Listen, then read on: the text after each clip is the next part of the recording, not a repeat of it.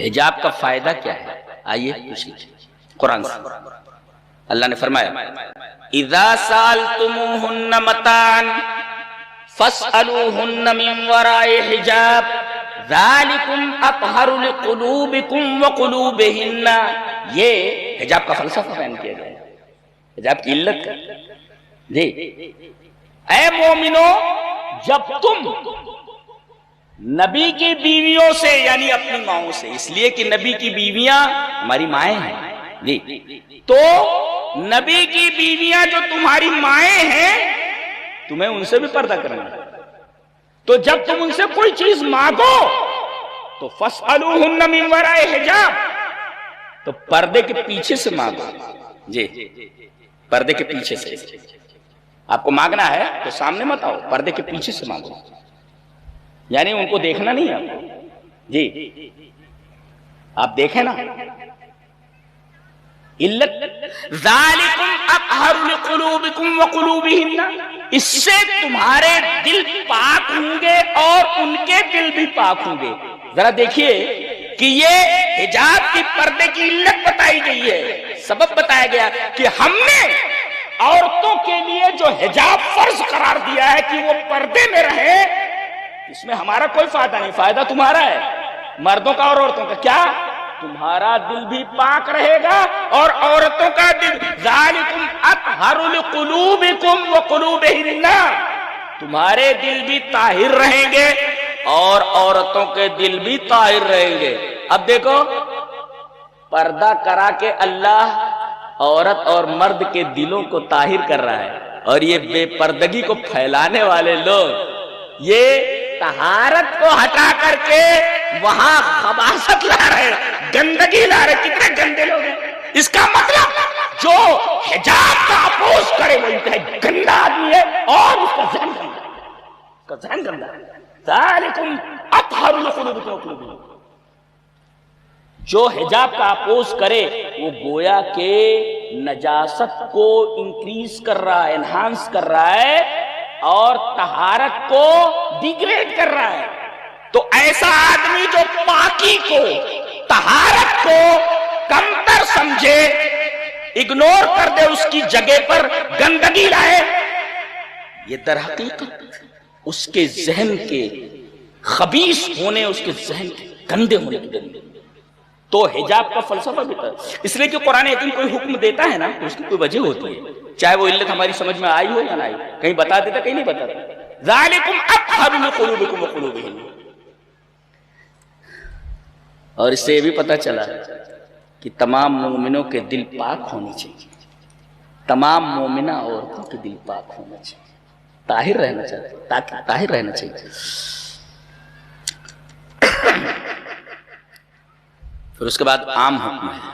آئیے اس آیت کی طرف آتے ہیں.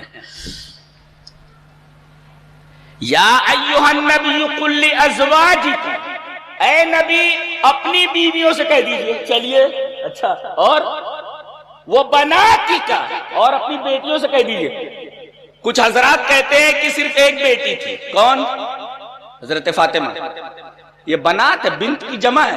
اس کا مطلب یہ ہوا کہ آپ صلی اللہ علیہ وسلم کی ایک سے زیادہ بیٹیاں تھیں. کتنی تھیں؟ 2 تھی نا. 4. نام بتاؤ، نام بتاؤ. ام کلثوم، رقیہ بڑی بیٹی، زینب چھوٹی، فاطمہ. اور جب یہ آیت کریمہ اتری تو 3 تھی. ایک کا انتقال ہو گیا. ان کا رقیہ وہ جنگ بدر کے موقع میں. جی تو بنات. شیعہ یہ کہتے ہیں کہ صرف ایک ہی بیٹی. کون؟ فاطمہ. یا بنات کہا جا رہا ہے، بنات جمع بنت. یا ایھا النبی قل لازواجک، ازواج 9 تھی اس میں. یا ایھا النبی قل لازواجک، اپنی بیویوں سے کہہ دیجئے. وہ بناتک، اپنی بیٹیوں سے کہہ دیجئے. ونساء المؤمنین، اور مومنوں کی بیویوں سے کہہ دیجئے. جب مضاف علیہ ہوتا ہے نا، مضاف جیسے کہا جائے غلام الزید، یہ کہا جائے غلام الزید، زید کا غلام. پتہ یہ چلا کہ زید جو ہے نا وہ قوام ہے اس کے اوپر، غلام کے اوپر. ایسے ہی جب نساء المؤمنین کہا گیا، اشارہ کیا گیا الرجال قوامون علی النساء، عورتیں ماتحت ہونی چاہیے مرد. دیکھ رہے ہو؟ یا ایھا النبی قل لازواج، سمجھ میں کچھ آ رہا ہے؟ یا ایھا النبی قل لازواجک وبناتک ونساء المؤمنین، سب سے کہہ دیجئے کیا کرے؟ یدنین علیہن من جلابیب، یدنی،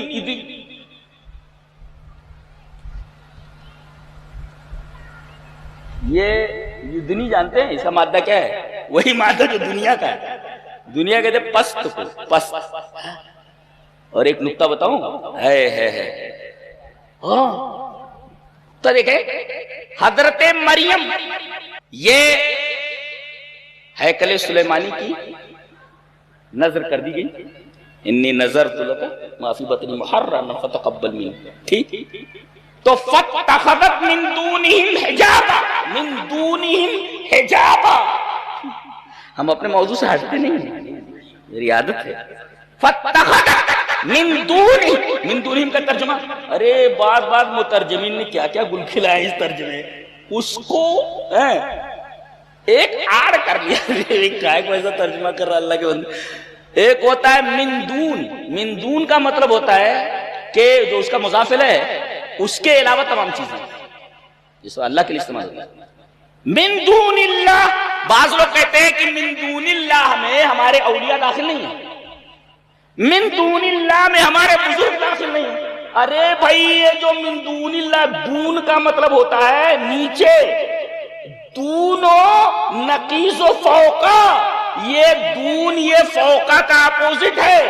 اور جب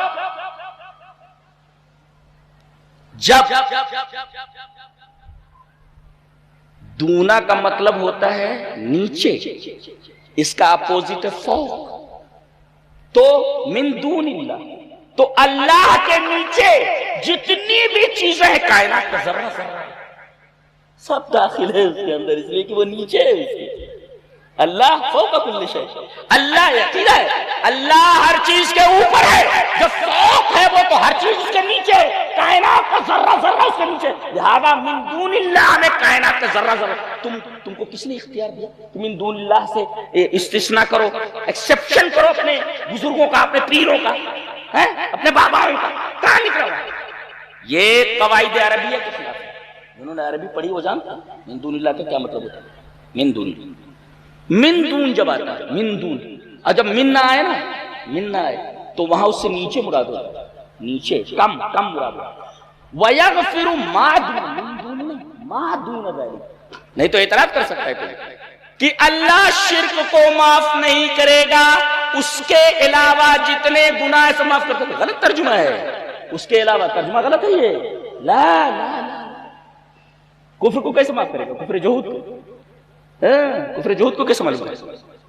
کفر جہود کا مطلب وہ کہہ دے کہ رسول اللہ صلی اللہ علیہ وسلم جو کچھ لائے میں نہیں مانتا، رسول بتاتے ہیں کہ آخرت میں نہیں مانتا، قبر کا عذاب ثواب ہے میں نہیں مانتا. تو کفر جہود عام ہو یا کفر جہود خاص ہو؟ شرک تو نہیں ہے نا، کفر ہے وہ. تو اس کے علاوہ من دون نہیں ہے، ما دون ہے. ما دونا خالی من نہیں ہے جی، لہذا اصغر من دون ہے، یہ مطلب اقل، کم. بہرحال ایک بحث ہے.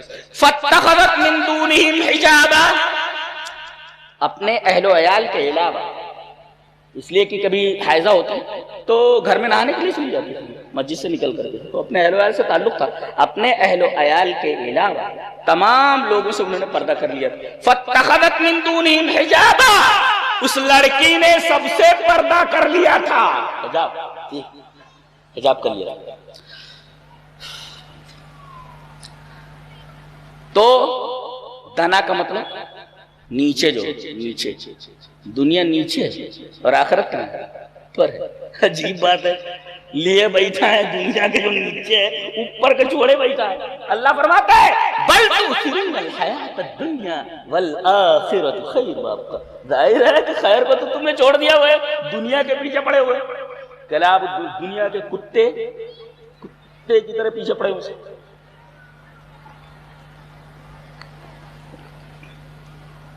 حضرت جبرائیل علیہ السلام، زندگی میں آپ نے ان کو اصلی شکل میں 2 بار دیکھا ہے. اور نبی نے دیکھا اصلی شکل میں جبرائیل کو.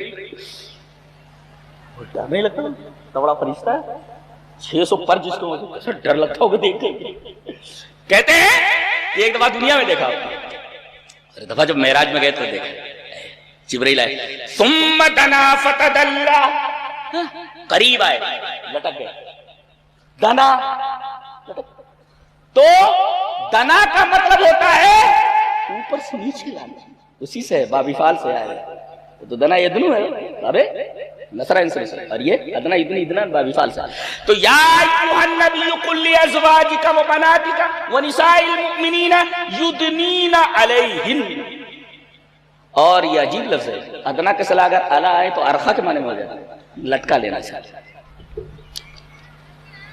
اپنی بیویوں سے کہہ دیجئے، اپنی بیٹیوں سے کہہ دیجئے، مومن مردوں کی، مومن لوگوں کی عورتوں سے کہہ دیجئے کہ وہ لٹکا لیں، یدنینا لٹکا لیں۔ اچھا ایک نکتہ اور بتاتا ہوں، اعلان نہیں لائے گئے شیخ ثناء اللہ صاحب، اعلان نہیں لائے گئے، یدنینا الیہن، علیہن لائے گئے، اب یہ ہے